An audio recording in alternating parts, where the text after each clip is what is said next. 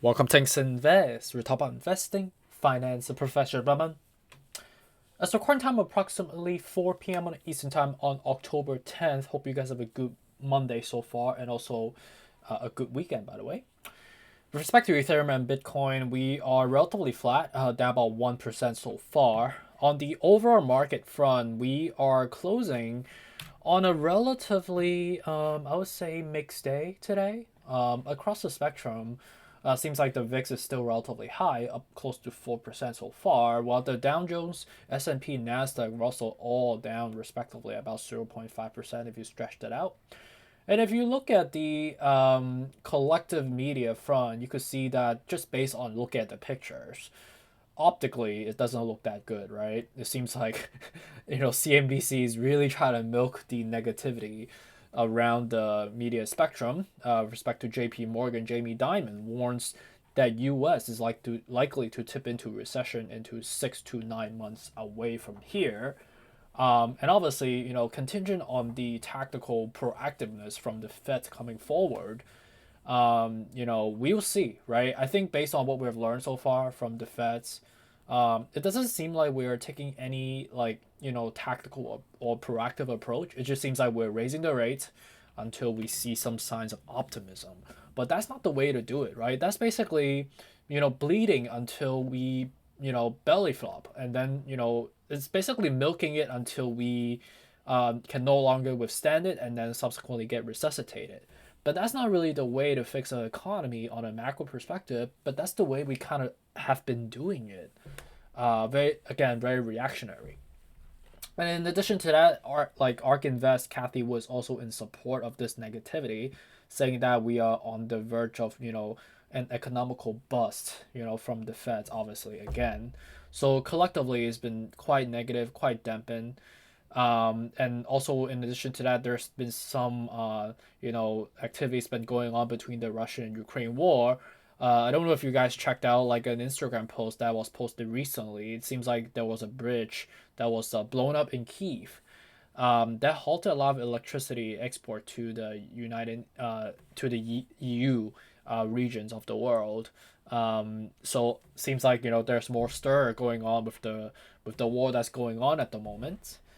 And obviously with the negative foreshadow that we're expecting for this coming Thursday on the 13th, we are expecting obviously the CPI report that's coming out, right? So with that being said, a lot of stir, a lot of negative anticipatory pressure, combined with a lot of negative media affectation, driving today to be a relatively suppressed day.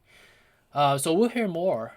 So you could probably see that I'm wearing my tie and my jacket, my suit, kind of like I'm not wearing my jacket, but I'm like in my business attire today. So I'm actually going to a conference later this evening, and also like the next 2 days I'm also gonna be going to conferences.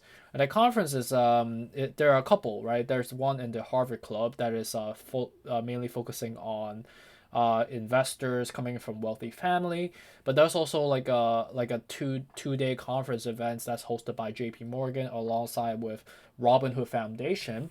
So we'll hear more verbiage directly from these economists and obviously these finance leaders, which I know that Mary Erdis, which is the CEO of J.P. Morgan Asset Management, she's going to be hosting and moderating this conference. So I'll see, if there's any, verbiage that we should be aware of. But obviously, it's a private event, so it doesn't get televised or publicized. But because of the fact that I will be, having firsthand experience on engaging with these leaders tomorrow in this like private conference, I'll report back to see what's going on. So without wasting more time, let's just dive into the technical with respect to recording time. Approximately 4 p.m. again, right? We're 3 minutes away from closing. We are still dampened at the 1300, basically, just kind of gliding away from the flat number, right? So the flat number that we should see right now is 1300, but the support level is 1250. You can see that clearly we are quite dampened at the moment on a daily, looking to cross down with this, kind of inertia just heading down from here. On a weekly, we are looking to cross down eventually. We are at the 41 out of 70 at the moment. And also on the monthly, we are looking to kind of consolidate and glide back up eventually. So again, right, daily and weekly are still quite dampened, unfortunately. Bitcoin is doing the same thing. Monthly is quite dampened, but you could see that on the months out, we should ideally see some consolidation and then elevate from here. On the weekly, it is looking to kind of cross down eventually with this double heads, so it's still bearish. On a daily, you could see that clearly very, very bearish at the moment, looking to cross down eventually. And look at some selective stocks, right? I know some people will talk about NEO. It seems like we are quite dampened at $13 right now. We are sliding off the cliff, very, very much so. You could see that we are basically looking to bounce back from the previous resistance level of $12.50, which was the technical bottom. You could see that we have got rejected a bunch of times, and this has been like kind of like a upward wedge in a way, which triangulate into a negativity. You could see that we are still looking for some sort of a reversal coming, but luckily we are very suppressed already. And on the weekly, the reason that we're selling off is because of the death cross that was formed, but it does look like we are kind of gliding away right now, so the bottom is definitely near. And then on the monthly, you should see some bullishness happening, which is very bullish actually on the months out. You could see that we are looking to kind of glide and consolidate and come back up. So across the spectrum entirely has been really suppressed. So I get it. It's quite painful to see, the stock being dampened. It's kind of like we've been down 12% ever since we had that slight pop, right?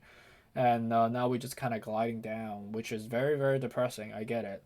But Chinese stocks do get a different treatment compared to U.S. stocks, combined with the supply chain shortage and the global downturn that we're seeing from economists.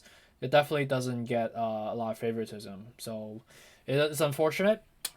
But that's really the high level synopsis of the market. It's quite dampened today, quite negative.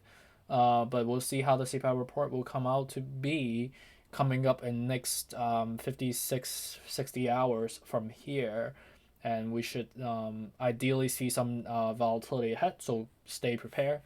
And so I'll report back and check in on the next one. Take care.